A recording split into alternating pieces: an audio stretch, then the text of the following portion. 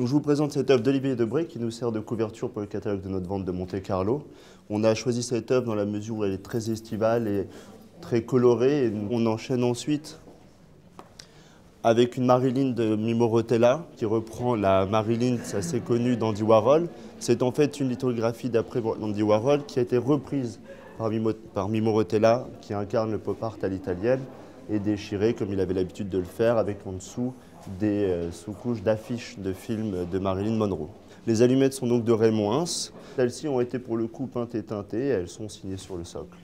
Nous avons aussi cette œuvre monumentale de Manolo Valdés, donc fondateur du mouvement Equipo Chronica, qui reprend ici donc, une figure d'après Velázquez, comme il l'a souvent fait, et fait même une sorte de double hommage, puisqu'on peut voir des parties en relief faites de ce bleu Klein, qui ferait donc une sorte de reprise Velázquez-Klein par Manolo Valdés.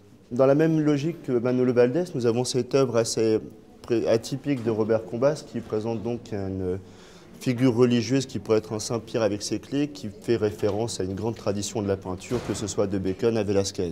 Nous avons ce Chanel liquidé par Zeus, représentant du street art français. Ici, pour faire le lien avec la figuration narrative, nous présentons une œuvre de Fromanger, où en fait l'artiste montre tout son process, à savoir la prise de vue en photo dans la rue et ensuite en atelier repeindre par-dessus et recréer la scène.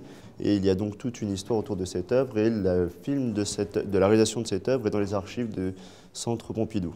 Dans la même logique que Fromanger, pour continuer dans la figuration narrative, nous avons une œuvre de héros, nous avons aussi une œuvre d'Adami et encore un Clasen et un héros. Ici, donc, nous présentons une œuvre historique d'Ens Hartung qui date de 1945, qui nous permet de voir donc, toutes ses recherches en matière d'abstraction et sa capacité d'avant-garde à être en avance sur son temps, à ce qui se proposait à son époque, et aussi toutes ses recherches en matière avec ce papier granulé, ce papier goudronné, qui peut faire penser à ses grattages ultérieurs, qui montre sa volonté à travailler tant dans la composition que dans la matière même et dans la texture même de la peinture. Je pense que nous avons ici une œuvre exceptionnelle et très rare pour le marché, que les amateurs sauront apprécier à sa juste valeur.